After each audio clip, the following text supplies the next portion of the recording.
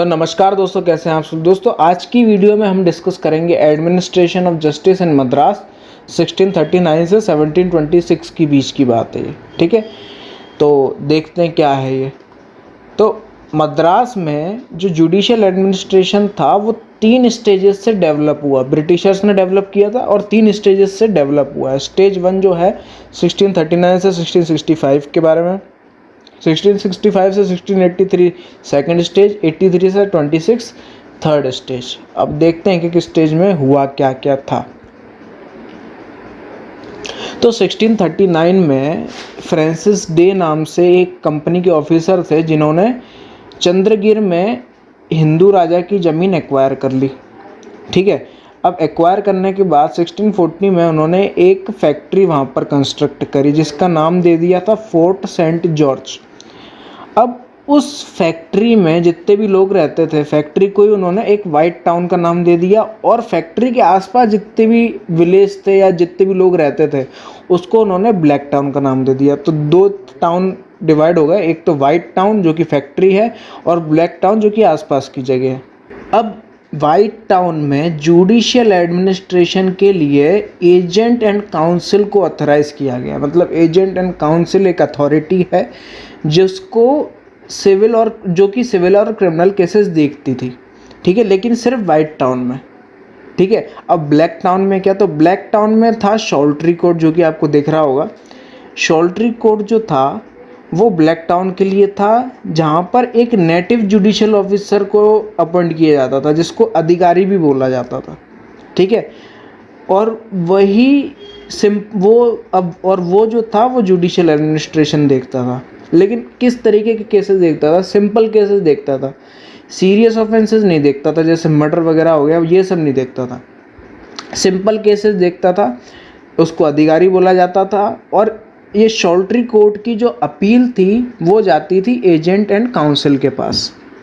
फिर आया 1661 का एक चार्टर जिसने कंपनी को एम्पावर कर दिया कि वो गवर्नर एंड काउंसिल को अपॉइंट करे जो कि सिविल और क्रिमिनल केसेस देखेगी। कंपनी के जितने भी लोग हैं उन लोगों के लिए सिविल और क्रिमिनल केसेस देखने का काम अब सौंप दिया गया गवर्नर एंड काउंसिल पे। पहले था एजेंट एंड काउंसिल, अब 1661 का चार्टर आया जिसने उसको बना दिया गवर्नर एंड काउंसिल और वो देखेगी सारे सिविल और criminal cases.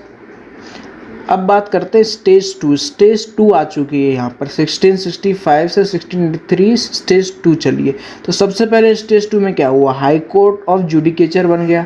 High court of judicature बना 1965 में, जिसमें गवर्नर को कुछ पावर मिली। क्या, तो गवर्नर ने पूरे जुडिशियल सिस्टम को बदल दिया। कैसे बदला?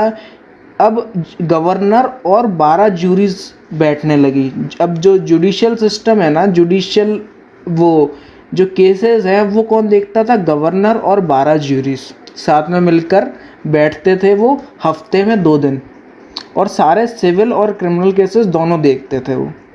ठीक है, गवर्नर और 12 जूरीज। ठीक है, और हाई कोर्ट ऑफ जुडिकेचर के पास ये पावर थी कि वो शॉल्ट्री कोर्ट की जो अपीलें थी ना वो भी सुन सकती है। अब फिर बात करते हैं शॉल्ट्री कोर्ट का क्या हुआ स्टेज 2 में। तो जो ओल्ड शॉल्ट्री कोर्ट था ना जिसमें अधिकारी देखता था सब काम, तो अधिकारी को इसमें रिप्लेस कर दिया गया और उसके बदले 3 इंग्लिश मैन को अपॉइंट कर दिया गया।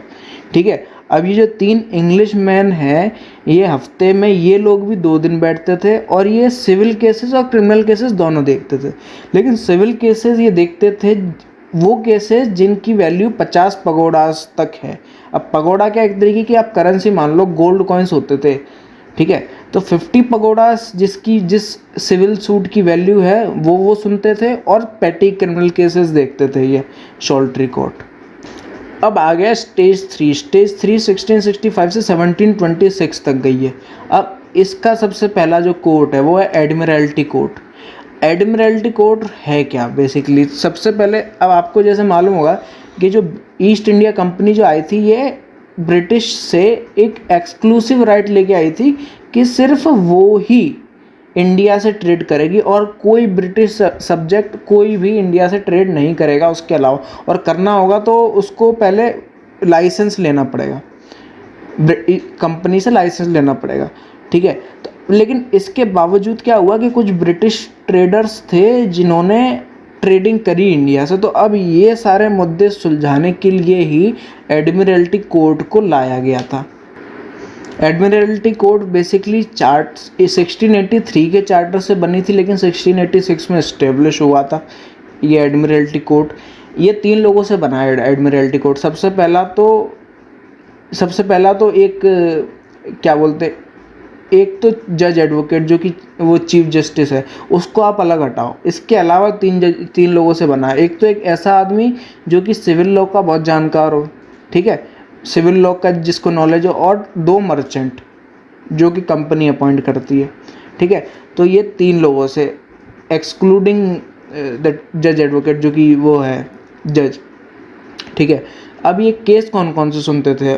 ऑल केसेस ऑफ मर्केंटाइल और maritime nature, trespass, injuries and wrongs committed on the high seas, forfeiture and seizure of ships और गुड्स। ये वाले केसेस ये एडमिरल्टी कोर्ट सुनता था। अब बेसिकली देखा जाए तो ये जो कोर्ट था ये ये मर्चेंट्स के कस्टम्स के ऊपर चलता था और नेचुरल जस्टिस के ऊपर चलता था, ये रफली अपन ऐसा बोल सकते हैं। और जो जॉन ग्रे थे उनको सबसे पहला जज इस कोर्ट का अपॉइंट किया गया था। अब 1687 में सर जॉन विक्स जो कि एक प्रोफेशनल लॉयर थे, उनको जज एडवोकेट अपॉइंट किया गया था। अब ये जो एडमिरल्टी कोर्ट था ये काफ़ी जनरल कोर्ट बन चुका था, मतलब कि जनरल जो होता है वो कोर्ट वो बन चुका था, ठीक है। और मोस्टली जो सिविल क्रिमिनल केसेस थे ये इधर ही आते थे एडमिरल्टी कोर्ट में, ठीक है। और जो मेयर कोर्ट की जो अपीलें होती थी ये भी एडमिरल्टी कोर्ट में जाया करती थी कुछ केसेस में, ठीक है। और इस कोर्ट ने 1704 तक फंक्शन किया। अब बात करते हैं मेयर्स कोर्ट, ठीक है। तो मद्रास में जो मेयर कोर्ट वो बना था 1687 के चार्टर से, ठीक है। अब इसकी कंपोजिशन क्या है? तो सबसे पहले तो जो मेयर कोर्ट है उसमें ऑब्वियसली एक मेयर होगा, 12 एल्डरमैन होंगे और 60 और मोर बर्गसीज होंगे, ठीक है। जो बर्गसीज हैं वो 120 से ऊपर नहीं हो सकते। अब जो फर्स्ट मेयर है और जो एल्डरमैन है, फर्स्ट मेयर और एल्डरमैन जो होंगे, जब भी कोई मेयर कोड बना होगा तो फर्स्ट मेयर और एल्डरमैन कौन होंगे तो वो चार्टर में ही लिख के आएगा। चार्टर में ही जो 1687 का जो चार्टर था उसी में लिखा था कि फर्स्ट मेयर और एल्डरमैन कौन होंगे, ठीक है। उसके बाद जो मेयर होगा वो 1 साल तक ये ऑफिस होल्ड करके रख सकता है, मतलब 1 साल का ही उसका टर्म होगा। और उसके बाद जो मेयर होगा उसको हर साल एल्डरमैन इलेक्ट करेगा। अब बर्गसीज को भी मेयर और एल्डरमैन इलेक्ट किया करते थे जो कि 120 से ऊपर नहीं हो सकते। अब जिसमें से जो मेयर और 3 एल्डरमैन जो होंगे वो इंग्लिश सर्वेंट होंगे और बाकी के किसी भी नेशन से हो सकते हैं। अब एक ऐसा आदमी जिसको लॉ के बारे में जानकारी है उसको रिकॉर्डर के रूप में अपॉइंट कर दिया जाता था मेयर्स कोर्ट में।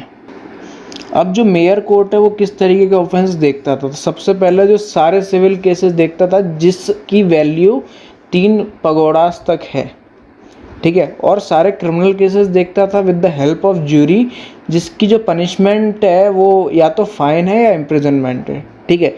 अब इस मेयर कोर्ट की जो अपील होती है वो जाती है एडमिरल्टी कोर्ट के पास। अब एडमिरल्टी कोर्ट जो है वो सिविल मैटर्स कहाँ तक के देखता है? तो सिविल मैटर्स वो देखता है जिसकी वैल्यू 3 पगोडा से ऊपर है, और क्रिमिनल केसेस वो वाले देखता है जिसकी पनिशमेंट या तो लॉस ऑफ लाइफ होती है या फिर लिम्स होती है। अब लिम्स एक तरीके के आम होते हैं, जैसे हाथ हो गए, पैर हो गए, ठीक है, ये होता है। तो लॉस ऑफ लाइफ या फिर लिम्स। बट अब देखो, जो एडमिरल्टी कोर्ट और मेयर कोर्ट की जो अपीलें होती हैं ना वो गवर्नर एंड काउंसिल के पास भी जा सकती हैं, ठीक है। जैसे मेयर कोर्ट की अपील एडमिरल्टी कोर्ट के पास भी जा सकती है, तो गवर्नर एंड काउंसिल के पास भी जा सकती है इन दोनों की अपील्स, ठीक है। अब इसका कुछ डीमेरिट्स अपन देख लेते हैं। तो अब तो सबसे पहला डीमेरिट तो यही है कि कोई सेपरेशन ऑफ पावर नहीं हो पाया एग्जीक्यूटिव और जुडिशरी के बीच में। क्यों? क्योंकि आप देख रहे हो मेयर कोर्ट में है ही खुद मेयर ही है, ठीक है, तो एग्जीक्यूटिव भी काम संभाल रहा है, जुडिशरी भी काम संभाल रहा है, तो सेपरेशन ऑफ पावर तो हो ही नहीं पाया इसमें, ठीक है। अब जो जजेस जो होते हैं उनको खुद लॉ की नॉलेज नहीं होती, वो तो एक आम आदमी की तरह कॉमन सेंस के थ्रू वो जजमेंट देते हैं अपना, ठीक है। उसके बाद जो जजमेंट वो देते हैं उसमें कोई यूनिफॉर्मिटी या कंसिस्टेंसी नहीं होती, ठीक है। मतलब हो सकता है कि आज उन्होंने कुछ जजमेंट दिया किसी बात पर और कल वही जजमेंट कुछ और हो जाए, तो कंसिस्टेंसी भी नहीं है। अब जैसा कि हमको मालूम है कि एक ऐसा आदमी जिसको लॉ की जानकारी है उसको रिकॉर्डर बना दिया जाता था, तो रिकॉर्डर तो बना दिया जाता था, वो तो ठीक है चलो, लेकिन उसकी बात की कोई ज़्यादा इम्पोर्टेंस भी नहीं रहती थी, रखते ही नहीं थे वो लोग, ठीक है।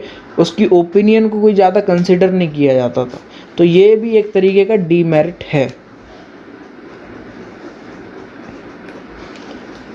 अब प्रीवी काउंसिल, तो कोई भी एक ऐसा सिविल सूट जिसकी वैल्यू 1000 पगोड़ा से ऊपर है, ठीक है, तो सेकंड अपील प्रीवी काउंसिल पे आप कर सकते हो। जो फर्स्ट अपील है वो तो गवर्नर काउंसिल पर आप कर सकते हो, ठीक है। अगर आप चाहो तो प्रीवी काउंसिल पे भी आप सेकंड अपील अपनी लगा सकते हो अगर 1000 पगोड़ा से ऊपर है आपकी सिविल सूट की वैल्यू। तो अब शॉल्टरी कोर्ट का क्या हुआ यहाँ पर, तो शॉल्टरी कोर्ट की कोई ज़्यादा कुछ वो बची नहीं थी क्योंकि एडमिरल्टी कोर्ट आ गया था और ये कोर्ट आ गया था। तो शॉल्टरी कोर्ट जो था वो पेटी सिविल केसेस देखता था अप टू 2 पगोड़ास तक, ठीक है, और उसकी जो पावर थी वो 1800 तक आते आते भी डिक्लाइन होने लगी थी, हो चुकी थी, ये मान के चलो आप।